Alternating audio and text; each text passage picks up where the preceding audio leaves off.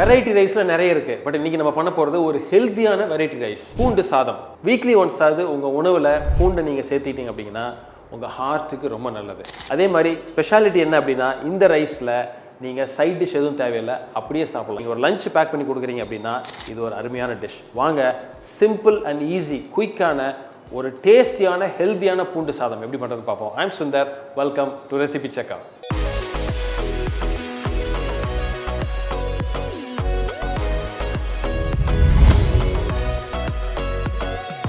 So இதில் பேசிக்கலாக ரெண்டு ப்ராசஸ் தான். ஃபஸ்ட்டு வந்து ஒரு ட்ரை ஃப்ரை பண்ணி சில இன்க்ரீடியன்ஸ் வச்சுக்கிறோம், அதை அரைச்சி ஒரு பேஸாக வச்சுட்டு அதுக்கப்புறம் ஒரு தாளித்து அதெல்லாம் மிக்ஸ் பண்ணி இதை ரைஸ் பண்ணுறோம். ரொம்ப சிம்பிள், பட் ஆனால் ரொம்ப வித்தியாசமான ஒரு டேஸ்டியான ஒரு டிஷ் அப்படின்னு சொல்லலாம். வாங்க ஸ்ட்ரெயிட்டாக நம்ம குக்கிங் போயிடலாம்.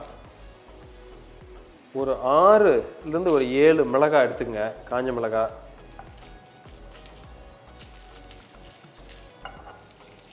கொஞ்சம் நல்லா ஃப்ரை ஆயிடுச்சு. ஸோ இது இப்போ நம்ம தனியாக எடுத்து வச்சுக்கலாம். நிலக்கடலை வந்து இப்போது ஒரு 2 டேபிள் ஸ்பூன். ஸோ இப்போது நம்ம எடுத்திருக்கிற நிலக்கடலை இதுவும் நம்ம வறுத்துட்டோம்.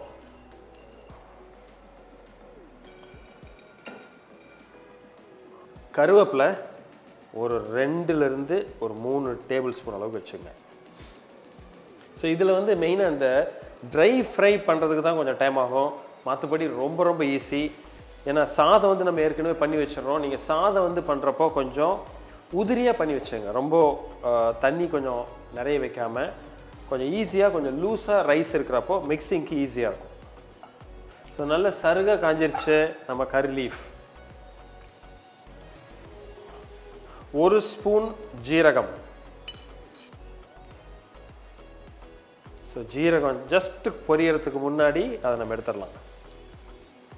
ஒரு 4-5 ட்ராப் மட்டும் ஆயில் போட்டு நம்ம எடுத்திருக்கிற பூண்டு ஒரு 25லேருந்து 30 பூண்டு பல்லில் பாதியாக வெட்டியிருக்கேன். அதில் ஒரு 3ல் ஒரு 4ல் 3 பங்கு எடுத்துக்கிறேன்.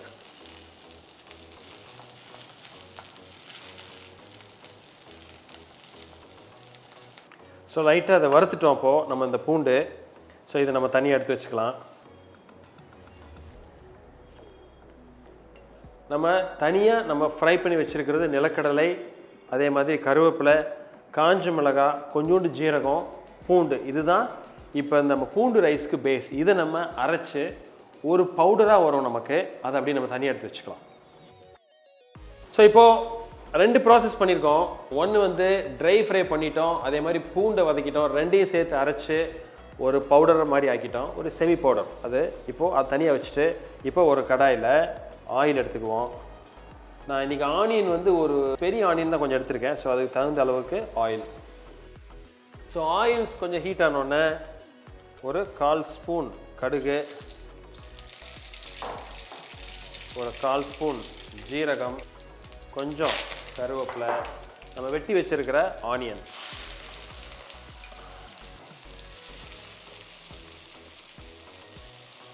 ஸோ இந்த ஸ்டேஜில் தேவையான அளவு உப்பு போட்டுக்கலாம்.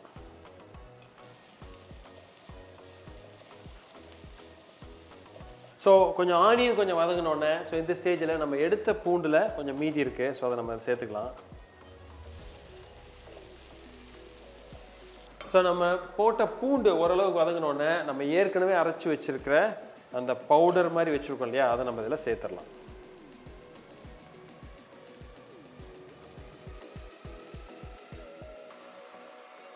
ஒரு 1/4 ஸ்பூன் மஞ்சப்பொடி, கொஞ்சமாக ஒரு 2 பிஞ்ச் அளவுக்கு பெருங்காயம். ஸோ இப்போது நல்ல ஓரளவுக்கு நல்லா வதங்கிருச்சு. ஸோ ரொம்ப முக்கியம் அந்த பூண்டில் இருக்கிற ரா ஃப்ளேவர் போகணும். ஸோ இப்போது நம்ம எடுத்துருக்கிற ரைஸை இதில் நம்ம மிக்ஸ் பண்ணிடலாம். நீங்கள் ஒரு மெஷர்மெண்ட்டில் எடுத்துருப்போம். ஸோ இன்றைக்கி நான் எடுத்துருக்கிறது கூட நான் வந்து பண்ண போகிறேன், பாதிக்கு கொஞ்சம் அதிகமாக போட போகிறேன். அப்புறம் வேணும்னா நம்ம மிக்ஸ் பண்ணிக்கலாம். ரைஸ் போட்ட உடனேயே நான் என்ன பண்ணுறேன், அடுப்பு ஆஃப் பண்ணிடுறேன். ஸோ அந்த கடாயில் இருக்கிற சூட்டுலேயே மிக்ஸ் ஆகிடலாம்.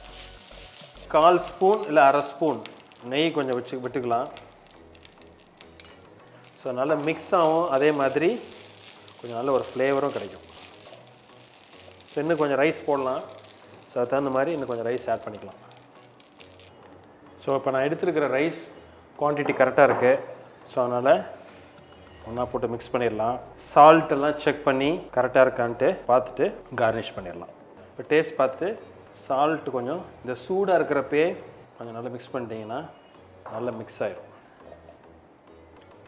ஸோ ஒரு அருமையான வித்தியாசமான பூண்டு சாதம். ஸோ கண்டிப்பாக இதை நீங்கள் ட்ரை பண்ணி பாருங்கள். ஏன்னா நான் முன்னாடியே சொன்ன மாதிரி பூண்டு வந்து ஹார்ட்டுக்கு ரொம்ப நல்லது. வீக்லி ஒன்ஸ் பூண்டு சேர்த்துக்கிறது ரொம்ப நல்லது. ஸோ இந்த மாதிரி நீங்கள் பூண்டு சாதம் பண்ணுறப்போ இந்த பூண்டு சேர்க்குற அளவு வந்து ரொம்ப அதிகம். நீ மேபி ஒரு ஜிஞ்சர் கார்லிக் பேஸ்ட் போடுவீங்க, அதிலெல்லாம் ஒரு பூண்டு 2 பூண்டு தான் சேர்ப்பப்பட்டு இப்போது நிறைய பூண்டு நம்ம சேர்த்துக்கிறோம். குழந்தைங்களுக்கு ரொம்ப நல்லது. ஸோ மேபி வீக்லி ஒன்ஸ் இது உங்களோட குழந்தைங்களோட லஞ்ச் பாக்ஸோட ஒரு மெனுவாக கூட இருக்கலாம். ஸோ இப்போது ஃபைனலாக கொஞ்சம் கொத்தமல்லியை சூடாக இருக்கிறப்பவே சேர்த்து மிக்ஸ் பண்ணிடலாம். ஸோ ஒரு பியூட்டிஃபுல்லான பூண்டு சாதம் ரெடி. ஸோ ரெசிபி பார்த்து என்ஜாய் பண்ணியிருப்பீங்கன்னு நினைக்கிறேன்.